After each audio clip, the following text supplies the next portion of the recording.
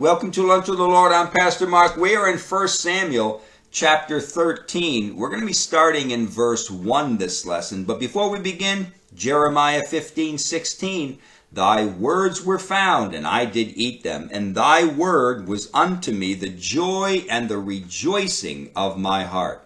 Now, last lesson we saw in chapter 12, where Samuel is giving his farewell address to the nation of Israel, the people there in Gilgal. And he tells them at the end of his address that if they keep the law of God and honor his word, that they will be blessed. But if they don't, then chastisement, God's judgment will come upon them. So if they and the king still continue to honor God, God will bless them and God will fight for them. So now we come into chapter 13, where we have the beginning of the reign of the kings. Now, in chapter 13, it somewhat starts the story of Saul as Israel's king. The writer of 1 Samuel focuses mainly on how Saul exercised his faith in God in the everyday details of life. Yes, names of places are given. Numbers of troops and strategies of both armies are given also. But in the midst of all the details that you will read here in chapter 13, hidden in the heart of Saul is his faith in God, his obedience or his disobedience. You know, in our walk with God, our faith in God and in his word is the absolute priority. God will handle the outside circumstances. God, whatever you see on the outside, whatever's happening in your life, God will take care of this. The test of our faith is much more precious than gold. God had every intention of defeating the Philistines, but Saul's faith was of higher importance. As a result, God did defeat the Philistines even after Saul disobeyed. So, as we see, God had every intention of defeating the Philistines, but what we're really seeing here in chapter 13, 14, and 15 is Saul's faith is being tested. And it's being tested by the circumstances around him, the things that are going on around him. But what we don't see here is the testing. We see it, the testing of his faith, but it's not spoken that way. It's not brought up in that way in chapters 13, 14, and 15. The circumstances around us should never influence our faith, but our faith in God should influence the circumstances around our life. About 1,100 years separate between Saul and Judas Iscariot, but both men's lives have been lived and died in the same way. They were both called to positions of honor. They both betrayed their calling, and their lives both ended in suicide. Now, this does not mean that Saul was not saved.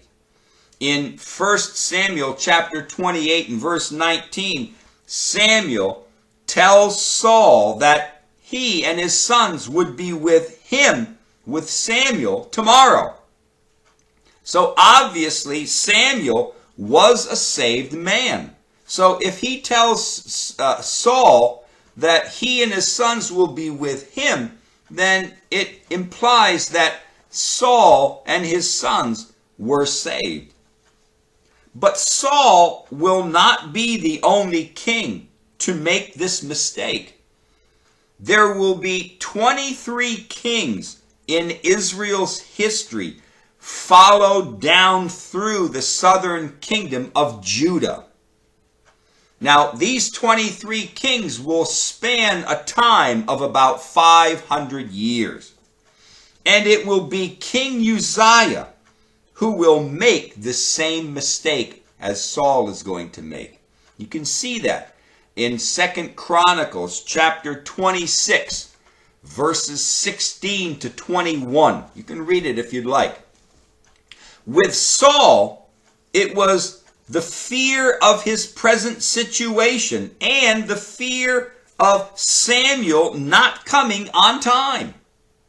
But with Uzziah, it was pride that was caused by seeing how strong his kingdom had become.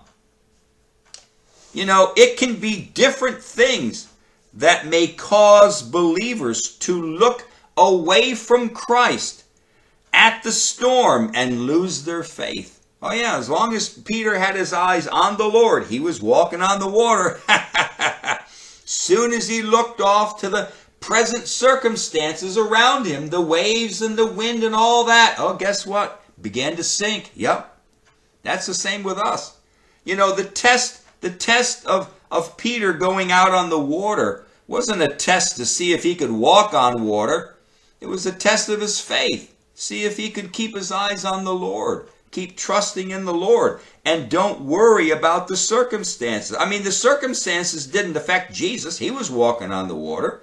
Well, so also the circumstances in our life don't have to affect our faith in God. As long as we keep our eyes on the Lord, then the Lord will take care of the circumstances. In Psalm 16, verse 8, always set the Lord before you and follow him by faith. Don't look to the left. Don't look to the right at the world around you. As we begin here in verse 1, we will see Saul make a bad decision that will cost him his kingship. Then he will try to cover up that bad decision with a lie. His life will end in a witch's house and with suicide on the battlefield. Now, let's read verses 1 and 2. So, chapter 13, verses 1 and 2, Saul reigned 1 year, and when he had reigned 2 years over Israel, Saul chose him 3,000 men of Israel, whereof 2,000 were with Saul in Michmash and in Mount Bethel, and 1,000 were with Jonathan in Gibeah of Benjamin. And the rest of the people he sent every man to his tent. Now, in verse 1, it actually says, the actual Hebrew says, Saul reigned 1 year. I'm sorry, when it says Saul reigned 1 year, it actually says Saul was the son of 1 year. Now, this has caused much confusion among Bible translators. What does it mean when it says in the Hebrew that Saul was the son of 1 year? I mean, he obviously he didn't become king over Israel in 1 year, so what does it mean? Well, there are 3 common ways that this phrase has been translated by commentators, by scholars. And the first is this, that this was the first year of Saul's reign, followed by the second year. The second way it was translated is that Saul was like a child of 1 year old when he began to reign. And the third way that it was translated is that Saul was X amount of years old when he began to reign. So again, there's different ways that different opinions as to how this phrase here, this very first sentence in verse 1 was to be translated. Now, which one of these three, if any of them, is right is not really known. But as we will see in the rest of this chapter, Saul did have some childish traits in regards to how he reigned and how he governed the people of Israel. In verse 2, we see that of the 330,000 men that went with Saul to Jabesh Gilead against the Ammonites, he decides to keep with him and with his son Jonathan only 3,000 men.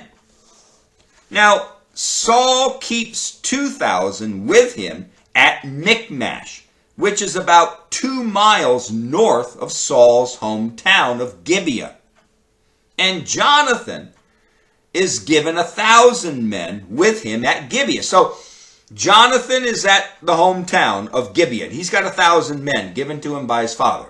About 2 miles north of Gibeah is a place called Michmash. And Michmash is where Saul is, and he's got 2,000 men with him. So they're only a couple of miles apart from each other. Now the rest of the men that went to the battle, what was left over after the battle, Saul basically sends home, tells them to, go back to your tents, do whatever, plant wheat, whatever, get your flocks in order, get your house in order, so on and so forth, go on home. Now, one more note in verse 2 is that according to Numbers chapter 1 and verse 3, we see that a person had to be at least 20 years old in order to go to war. Now, and that's a big if Jonathan was 20 years old, then that would make Saul probably about 18 years old, maybe 20 years old when Jonathan was born. So he would probably be 38, 40 years old, possibly even older in his 40s when Jonathan was born. In 40s at this time. So again, we have to, in this context, we see that Jonathan is given soldiers, but Jonathan is not some little 12, 13, 14-year-old person that he's doing it. The law said that you needed to be 20 years old in order to go to war. So was Jonathan really 20 years old or not? Again, it doesn't say how old Jonathan was. Now, we're going to finish here in verse 2. We're going to continue in verse 3 next lesson. But until then, walk with the Lord. I know he walks with you.